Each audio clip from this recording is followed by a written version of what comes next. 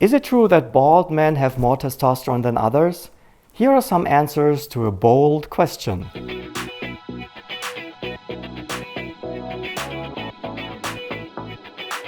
Hi and welcome to this episode of UroChannel. My name is Stefan Buntrock and I'm a urologist. Urology is a medical specialty with numerous facets. Andrology deals with male health and hormones, above all the well-known testosterone, which are an essential part of how men are doing. Testosterone is gender-defining and acts in multiple ways, both physically and psychologically. What many men don't know is that testosterone unfolds its efficacy through a metabolite, dihydrotestosterone, and a large portion of the body's testosterone is bound to a protein by the name of SHBG, which stands for sexual hormone binding globulin. Only the free, unbound testosterone is biologically active. This is why there might be a testosterone deficiency despite normal testosterone levels because of SHBG. As we get older, SHBG levels will rise and render an ever-increasing part of the hormone unusable. Certain diseases will increase the sexual hormone binding globulin, like thyroid disorders or conditions of the liver. There are testosterone receptors in cells everywhere in the body, which work like a lock, if you will. Testosterone is the key that opens this lock and enables certain metabolic processes. So this is for background information. If you want to know more about testosterone, here's a link to a video that I uploaded on testosterone deficiency. Back to the original question, do bald men have more testosterone? The answer is no, they don't. Yes, baldness has to do with testosterone, and no, it has not much to do with how high the level is. It is something that is inherited. If your father is bald, chances that you will be as well are pretty high. What is inherited are testosterone receptors in the hair roots. Bald men have these receptors, men with hair don't, or at least not in these amounts. Now let's look at hair growth. The lifespan of a hair extends to around about 2 to 6 years.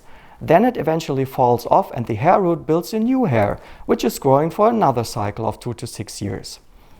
There is a high variety in between people, and the hair root, also known as hair follicle, is able to go through 10 to 30 of these cycles before it dies, and if you do a quick calculation, you will find that this is sufficient for a lifetime for most.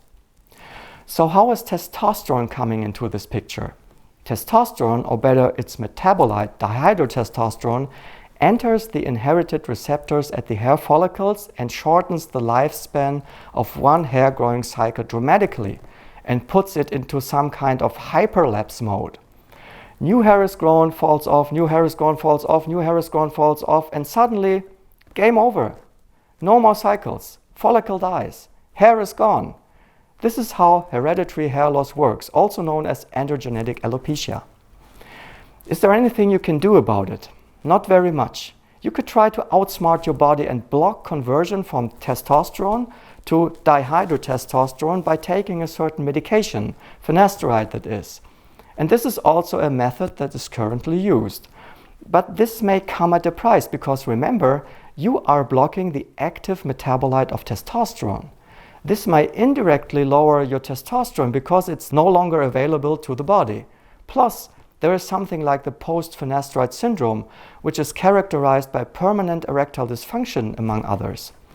So if you want to increase your testosterone, it is definitely not advisable to use Finasteride to counteract hair loss. One thing is for sure, the one who invents a remedy against androgenetic alopecia will be the richest man on earth. Subscribe to my channel if you like this video, hit the Euro-like button, activate the bell, and tell your bald friends and relatives to watch UroChannel, where nobody has to be ashamed of baldness. See you soon, bye bye.